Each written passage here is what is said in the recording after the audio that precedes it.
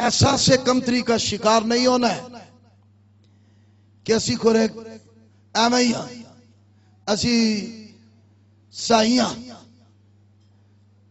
साडा मजहब कोई ऐसी कोई गल नहीं।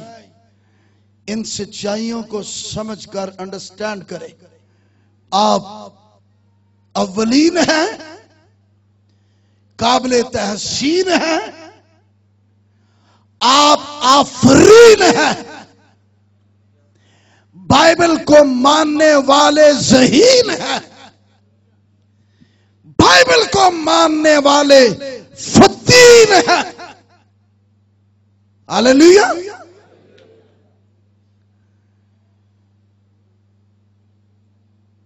यीशु मसीह अगर किसी जिंदगी पर फजल के बाद फजल पर फजल करता है तो मेरे नजदीक वो ये है, लूका 24:45, उसने उनका जहन खोला ताकि किताब मुकद्दस को समझे। हालेलुया।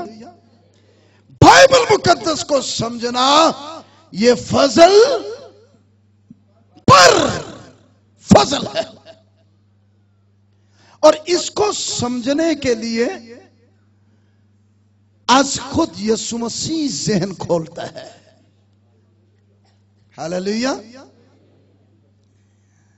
जिनका वो जहन खोले। सो किताब मुकद्दस का प्रचार होना, गवाह होना कोई मामूली बात नहीं है, बहुत बड़ी शफकत है, खुदावंद की रहमत है। और जिनके जहन बाइबल से बंद हैं, कभी उनसे मुतासर नहीं होना है, कभी उनके मुती नहीं होना है। जैसे एक बहुत बड़ा आलम यीशु मसीह के सामने आ खड़ा हुआ। वो आलम था, इस्राएल का उस्ताद कहलाता था, लेकिन यीशु मसीह ने जब उससे कहा ना कि जब तक कोई नए सिरे से पैदा ना हो आसमान की बादशाही में दाखिल नहीं हो सकता, देख भी नहीं सकता। तो वो सोच में पड़ गया, इतना बड़ा आलम आदमी, लेकिन कहने लगा कि मैं क्यों कर, या कोई शख्स जो बूढ़ा है वो क्यों कर दोबारा अपनी मां के पेट में जा सकता है। ओदा ते इल्म हिल गया, एक बारी हिल के रह गया, उन्होंने समझ ही ना लगी कि गल केड़ी कर देती है यीशु ने।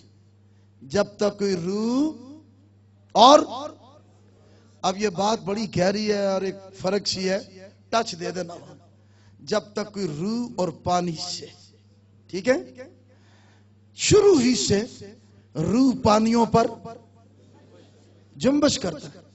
जब रूह पानियों पर जुम्बश करता तो इस जुम्बश से फिर पानियों में से क्या निकली? जमीन। ओके, जमीन की मट्टी से फिर क्या बनाया गया? आदम, इंसान।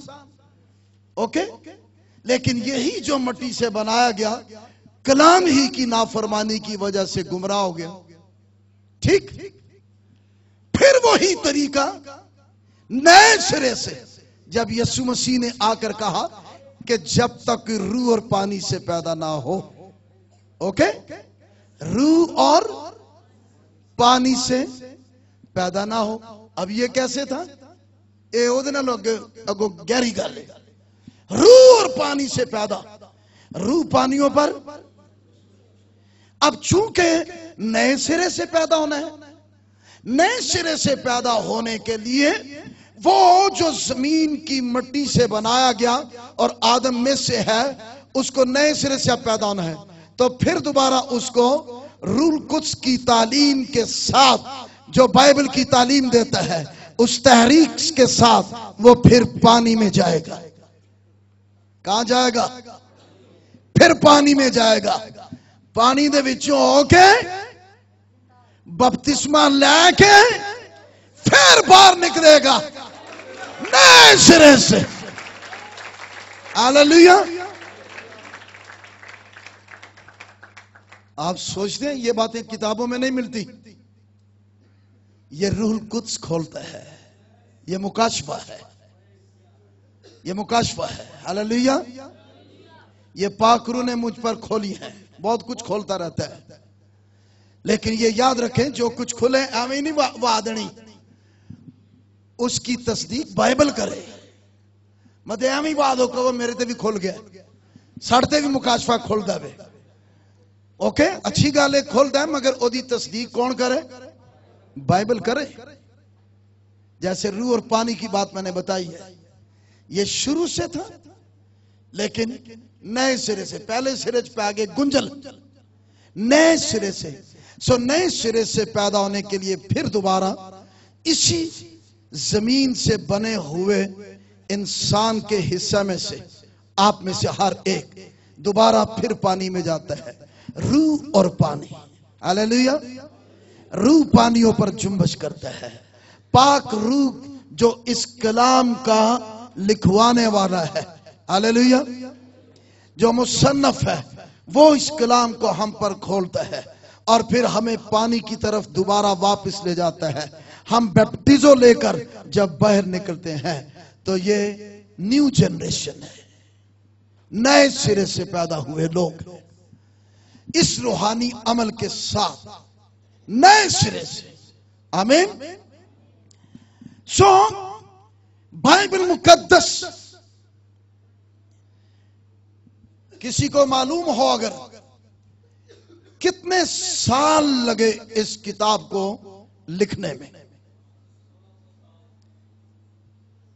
किसने बोला है? हाथ उठाए। हाँ, थैंक यू, गॉड ब्लेस। 1600 साल, 1600 साल लगे हैं इस किताब को लिखने में।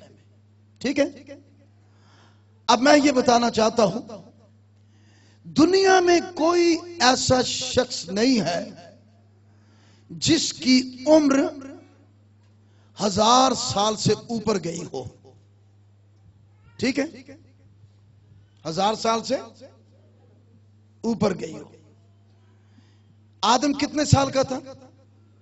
बोलिया करो। 930 साल का। ठीक है। उसके बाद 9.5 कौन? बाबा नु? नहीं, बाबा नु कितने 9.5।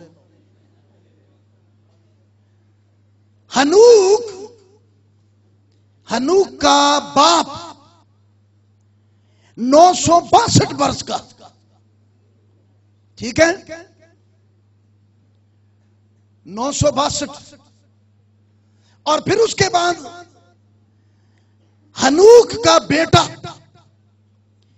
मितुसिला, वो कितना? हाँ, बस इस तो के नहीं गई। 969। बाइबल मुकद्दस को 1600 साल, 1600 सदियां इसको लिखने में लगी।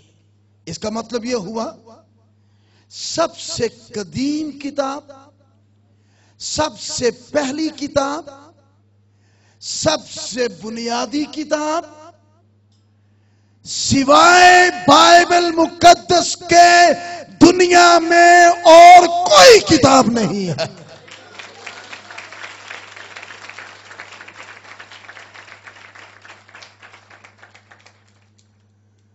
ओके। फिर खुदा ने जब इसकी लिखाई का आगाज किया तो इसके बाद खुदा ने आगे जो लोगों को चुना, कितने लोग थे? 40। बाइबल मुकद्दस के मुताबिक 40 का अदद तब्दीली का अदद है। वाहिद किताब बाइबल मुकद्दस है